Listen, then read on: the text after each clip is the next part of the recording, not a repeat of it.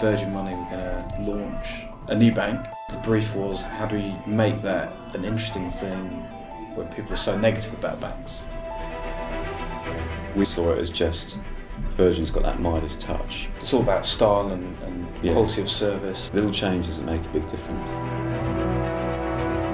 It's really telling the history of the Virgin company and what they have achieved over the last 40 years. We start off where Virgin did with Virgin Records, go from that to the other extreme, Virgin Galactic, and then we sort of go through the other things they've done, Virgin Atlantic, the airline, the Virgin Balloon, which everyone's sort of familiar with, end up with Virgin Trains before ending up in the very different looking bank, Virgin Money.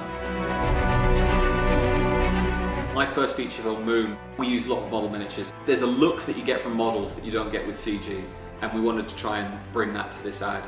Getting back into old-fashioned model making was a real treat. It was nice to actually make miniature sets and well-made miniature models. We actually built a full-size groove from a record.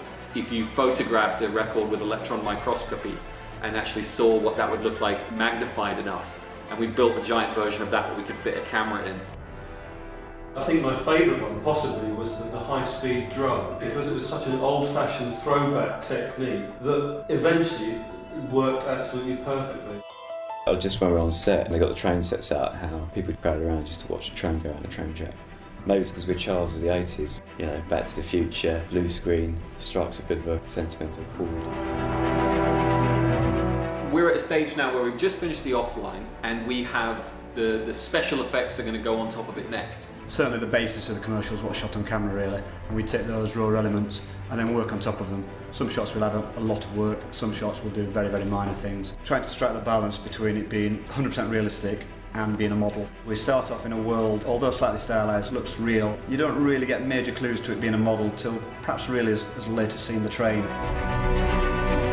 I'm really looking forward to seeing how the advert looks. I've heard some good reports about it. I'm very happy with it. I think it's one of the best things we've done. The ad is a journey through achievement, adventure. Yeah, all their successes literally in the bank. Okay, thank you very much everybody.